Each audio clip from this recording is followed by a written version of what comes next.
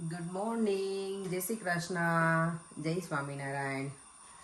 આજે વેન્સડે છે, બુધવાર, અને મોર્નિંગની ડ્યુટી આપણી જે હોય એ તો શરૂ કરવી જ પડે મોર્નિંગમાં, કારણ કે દેવમને સ્કૂલ હોય ને બધું હોય. ઘરે હોઉં ત્યારે થોડુંક આટલું બધું મને હેક્ટિક ના હોય કે બધું કરવું પડે ફટાફટ, પણ આજે મને પણ જવાનું છે સલૂન ઉપર. એટલે જો ચા બની ગઈ, રાઈસ પણ વઘારી દીધા દેવમ માટે, અને અહીંયા છે ને ચણા લોટનું બેટર હતું ને, તો એના હું પુડલા બનાવું છું અત્યારે બ્રેકફાસ્ટમાં. કારણ કે પછી ચણા લોટનું લંચમાં લઈને જવાનું મજા ના આવે, ઠંડા થઈ જાય ને ચણા લોટના પુડલા તો ના ગમે. દેવમને સૂજીના ઉત્તપમને એ બધું આપું લંચમાં, પણ ચણા લોટનું ના આપું, કારણ કે એ તો મજા ના આવે. તો ચાલી બનાવી લો ફટાફટ. દેવમ તો રેડી થઈ ગયો છે ને બ્રેકફાસ્ટ પણ ફિનિશ થઈ ગયો છે, અને પરેન્ટ અહીંયા બેસી ગયા છે બ્રેકફાસ્ટ કરવા. જય શ્રી કૃષ્ણ. જય Shri Krishna. Good morning. Good morning. દેવામને છે ને આજે ફૂટબોલ ક્લાસ સ્ટાર્ટ થવાનો છે, હવે સ્કૂલ ઓપન થઈ ગઈ ને એટલે. તો જો અમે એનું એના લાસ્ટ યર બર્થડે હતો ને દેવમનો, ત્યારે આ ઓર્ડર કર્યું હતું અમે એનું પર્સનલાઇઝવાળી શું કહેવાય ફૂટબોલ કીટ છે આખી ને. તો તને મજા આવશે બેટા ફૂટબોલમાં આજે?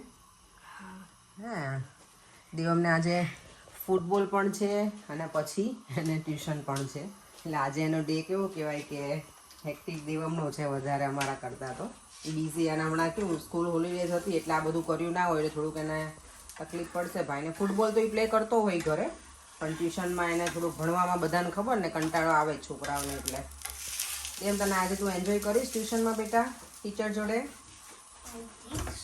Think so. પણ રેડી, હું પણ રેડી સલૂન પર જવા. યસ, ચલો પરે અમને અહીંયા દેવમની સ્કૂલ સુધી મૂકી જાઓ.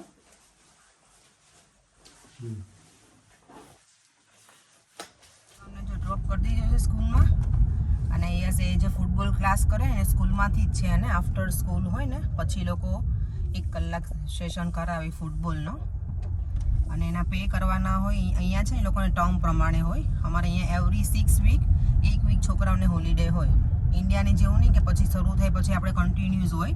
આ લોકોને એવરી 6 વીક 1 વીક હોલિડે હોય ને હોય જ, એટલે આપણને છે ને કંટાળો આવે પછી ઘણી વખત કે છોકરાઓને સ્કૂલે મૂકવાના, અને 1 વીક જ્યારે હોલિડે હોય ત્યારે આપણે શું કરવું, એ લોકો ઘરે હોય એટલે સલૂન આપણે જોબ કરતા હોય કે ગમે તે પેરેન્ટ્સ, તે લોકોને થોડું ડિફિકલ્ટ થઈ જાય, પણ ઓકે છે, ચાલે. પછી હવે અમે મેનેજ કરી લઈએ છીએ.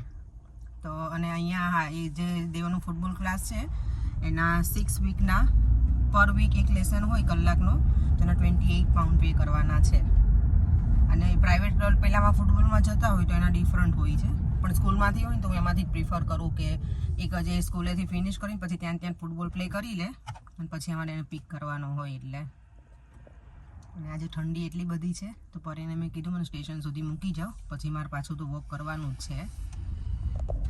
તડકો સારું છે વેધર, પણ થોડું ઠંડુ થઈ ગયું છે ને પરે. વિન્ટર જેવું ફિલિંગ આવે છે?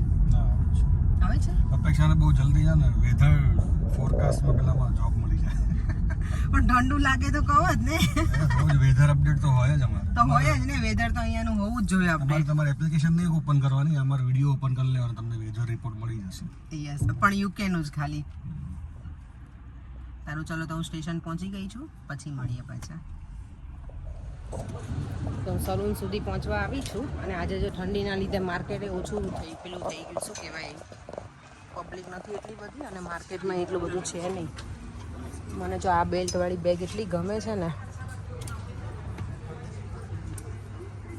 જો એલિફન્ટવાળી બેગ, બ્રેસલેટ્સ ને નાઇસ છે બધું.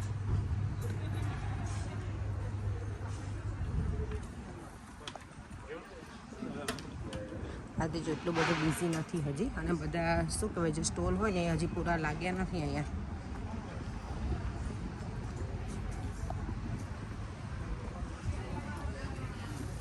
જો ઇન્ડિયન પેલી ઠેલીઓ લઈને જઈએ ને બધી વસ્તુ માટે, આ લોકો આવું લઈને જાય. આ પહેલાં આપણે ગોદડા સીવતા ને એ રીતનું છે. જો આવા જેકેટ મળે છે ને, હવે બેગ્સ પણ છે અહીંયા. સલૂન ઉપર તો જો ક્યારની પહોંચી ગઈ હતી. આજે તો હું હીટર પાસે બેસી ગઈ ચાલુ કરીને હીટરને, કારણ કે એટલી બધી ઠંડી લાગે છે ને. બહાર પણ છે ઠંડુ આજે વેધર, અને આમ પણ મને ખબર નહીં આજે થોડુંક શું કહેવાય કે બહુ મજા નથી આવતી બોડીમાં. તો શું કે બોડી નરમ ગરમ થઈ ગયો ને એવું થઈ ગયું છે, કારણ કે દેવમને છે ને જ્યારે કંઈ પણ થાય ને શરદી કે ઉધરસ, એટલે ખબર નહીં મને એને દેવમને થાય એટલે મને થાય ને થાય જ. ઇવન હું એની પાસે ના ગઈ હોય ને તોય થઈ જાય. હમણાં જાઉં તો ઓબ્વિયસલી થવાનું જ હોય. દિવમની જોકે એની પાસે હું જતી હોઉં એક સ્કૂલે આવે ત્યારે, ને રાત્રે હું થોડી વાર મારી જોડે સુવડાવું એને, અને સવારમાં એ તે જાગું ને પછી હું પાછી એની જોડે સૂતી હોય થોડીક વાર 5-10 મિનિટ જેવું. એટલે એને ગળામાં 2-3 દિવસથી છે જ પ્રોબ્લેમ, એ કહેતો હોય છે. તો આજે મને કાલ રાતનું એવું થઈ ગયું, ગળામાં બળે છે એટલું મને, અને પેલું શું કહેવાય ડ્રાય થઈ ગયું હોય ને થોડુંક એવું લાગે છે. મેં ગરમ પાણી તો પીધું પણ આમ થોડું ગમતું નથી આજે. એટલે લેટ્સી હવે સાંજ સુધીમાં શું થાય છે ને તે પછી પેરાસિટામોલ લઈ લેવાની. અહીંયા કંઈ ડૉક્ટરને બતાવવાનું આટલામાં જવાનું ના હોય અમારે, કેમ કે ડૉક્ટર તમને પેરાસિટામોલ જ આપે. અહીંયા પેઇન કિલર હોય ને આપણે એ જ, બીજું કંઈ આપે નહીં. જોઈએ હવે બહાર નીકળવાની ઈચ્છા છે પણ આમ કંટાળો આવે છે. ઘણા દિવસ પછી જો આજે ઠંડુ પાણીની જગ્યાએ ગરમ પાણી મેં ભર્યો છે ગ્લાસ મારો, કારણ કે ઠંડી બારે છે ને મને ગળામાં પેલું થાય છે ને તો પેલું ગરમ પાણી પીએ આજે. ગરમ પાણી આમ તો સારું પણ હું ઘણા વખતથી પીવાનું મેં બંધ કરી દીધું છે. પણ વિન્ટરમાં હવે શરૂ થઈ જશે મારે ગરમ પાણી. તમે કોણ ગરમ પાણી એવરીડે પીવો છો કહેજો. વિન્ટરમાં હું છે ને મોર્નિંગમાં જાગું ને પછી ફ્રેશ થઈને નીચે આવું, ભગવાનના દીવાબત્તી કરી અને પછી ગરમ પાણી પીવું 1 ગ્લાસ એવરીડે એમ વિન્ટરમાં. સમરમાં તો હું પાણી નીચે આવીને ઠંડુ જ પીવું, પેલું ગરમ પાણી ઉકાળેલું કે એવું કંઈ ના પીવું. અહીંયા જો સલૂનમાં છે ને અમે બધા ક્લાયન્ટને આ બધી ટી સર્વ કરીએ.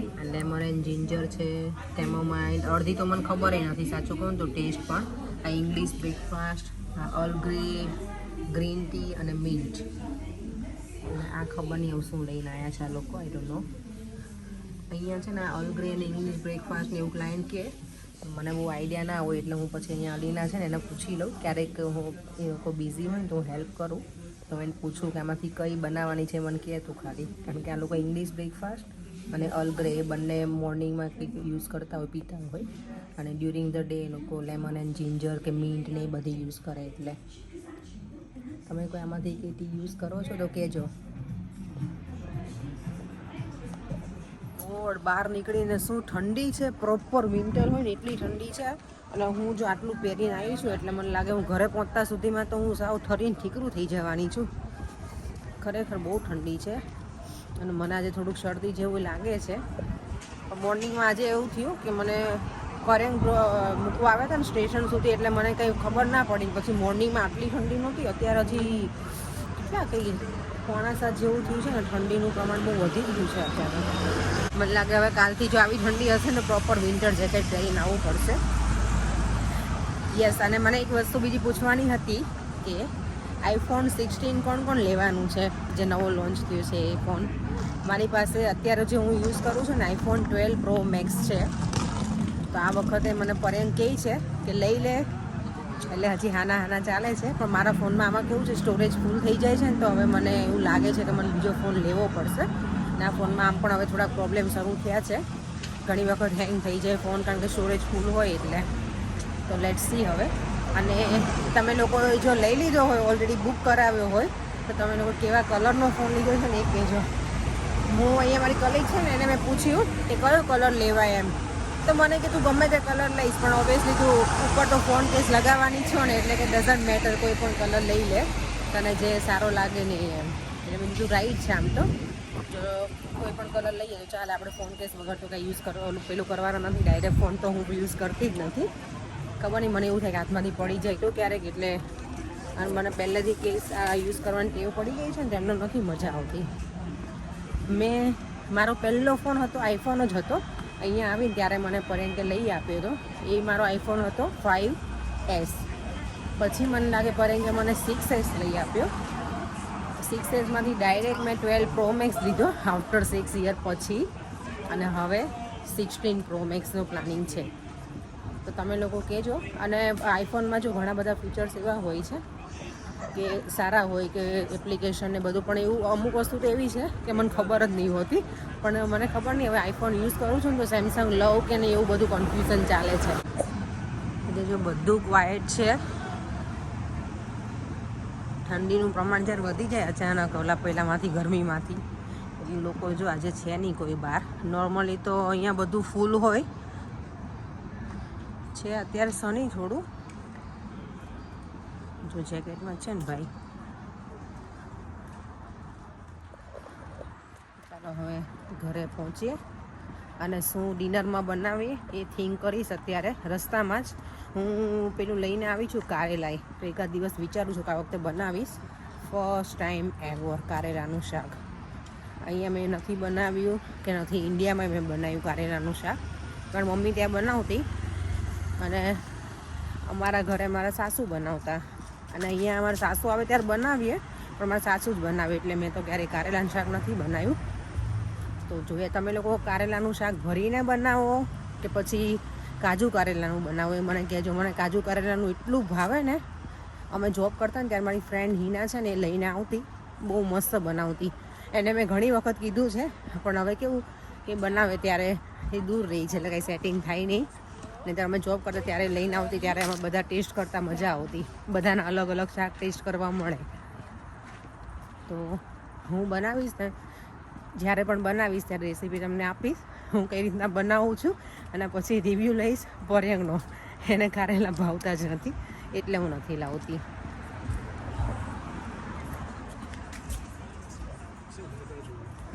અત્યારે જો અહીંયા જે ગ્રીનરી દેખાય છે ને બધી, એક બે મને લાગે વિધિન 1 મંથ કે 2 મંથમાં બધું પેલું શું કહેવાય પાન બધા ખરી જશે, અને ઠંડીમાં તો વિચારી ખાલી ડાળીઓ જ રહેશે એમનેમ.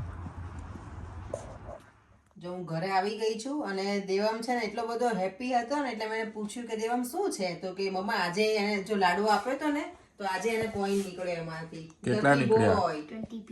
ઓકે. સરસ કહેવાય બેટા, કેટલો લકી બોય છે તું. હે મને એક પણ જોઈએ છે. એક પણ હવે તને એક આટલા તો આયા હતા ને, કેટલા હતા પહેલા? 5 pence. હા, તો 25-30 પેન્સ તો થઈ ગયા દેવમને. એને 2 લાડવામાંથી દેવમને પોઈન્ટ નીકળ્યા. હજી હમણાં મારે ને અમને તો એકેમાંથી ના નીકળ્યું ઓમ ભાઈને. જો આજના ડિનરમાં છે ને ચણા થોડાક એવા જ હતા, એટલે મેં ભાજી જેવું બનાવ્યું છે. બટેકા નાખ્યા છે, ઓનિયન, ટામેટા, રોટલી અને શું કહેવાય દાળ. વેસ્ટમાંથી બેસ્ટ બનાવીને જેવું છે. થોડાક ચણા હતા ને, અને આજે ઠંડી છે બહાર બહુ, તો મેં કીધું ઓનિયન એવું નાખીને બનાવી તો ગરમ ગરમ મજા આવે. આદુ લસણ એની પેસ્ટ ને બધું જો ક્લિનિંગ થઈ ગયું છે. 9:45 થઈ ગયા છે આજે. દેવમ તો સુવા જતો રહેશે અને હું જતી રહું છું. બધાને છે ને ઘરમાં, મને હતું દેવમને ને હવે પર્યને શરદી જેવું લાગે છે બધાને એક પછી એક, તો વિક્સ લગાવી અને સૂઈ જઈએ. અને હા, આજની કોમેન્ટ ચાલો જોઉં છું, ઉપર જઈને રીડ કરું ને તો કરું છું, પછી સૂઈ જાઉં. તો હવે ડાયરેક્ટ મળીએ ઉપર. એ બધું ચેક કરીને જવું પડે, ગેસ કેવું કંઈ ચાલુ નથી રહી ગયું ને. ચલો ઉપર સુવા માટે આવી ગઈ છું, પણ એ પહેલાં કોમેન્ટ રીડ કરી લો. એટલે એક કોમેન્ટ હતી નૈના ઠાંકીની, એમની કોમેન્ટ એવી હતી કે ભરેલા શાક બનાવો ને તો એમાં વિટાબિક્સ નાખવાનું. આ તો મેં ફર્સ્ટ ટાઈમ આવું સાંભળ્યું છે કે વિટાબિક્સ નાખવાનું. હું ચોક્કસ એક વખત ટ્રાય કરીશ. ભરેલા શાકમાં વિટાબિક્સ નાખીને મસાલો બનાવવાનો એવું કીધું છે બેને, તો ટ્રાય કરીશું. અને થેન્ક યુ, તમે તમારા નવા આઈડિયાઝ પણ શેર કરો છો અમારી સાથે. તો અને બીજા 2-3 જણની એવી કોમેન્ટ હતી લાડવામાં કે ઇલાયચીના જગ્યાએ એ લોકો જાયફળ, અને બીજું એક કોમેન્ટ છે એમાં લખ્યું છે જાવંત્રીને ક્રશ કરીને એનું ફૂલ હોય ને એને જાવંત્રી. મને તો ખબર જ નથી જાવંત્રી શું કહેવાય. જાયફળ મને ખબર છે, એ કંઈક સોપારી જેવું આટલું આવે છે, કેવા આકારનું કંઈક ઓવલ શેપમાં હોય, એ મને ખબર છે. મારા મમ્મી લોકો અમે એ લોકો યુઝ કરતા એટલે. પણ જાવંત્રી મને બહુ એક્ઝેક્ટલી યાદ નથી કે શું કહેવાય જાવંત્રીનું ફૂલ. એ પેલું સ્ટાર ફૂલ હોય તો મને ખબર છે, પણ જાવંત્રીનું મને નહીં ખબર. તો થેન્ક યુ સો મચ તમે બધા લખ્યું. અને યસ, ગણપતિની પૂજા સરસ થઈ હતી અમારે બધાને કાલે, તો બધાની કોમેન્ટ સરસ આવી છે. Thank you so much. આમને આમ કોમેન્ટ કરતા રહેજો અને વિડીયો પણ શેર કરતા રહેજો. બસ હવે આ વિડીયોને એન્ડ અહીંયા જ કરું છું. જો તમને આ વિડીયો ગમ્યો હોય તો like, share and subscribe. Bye. જય શ્રી કૃષ્ણ. જય સ્વામિનારાયણ.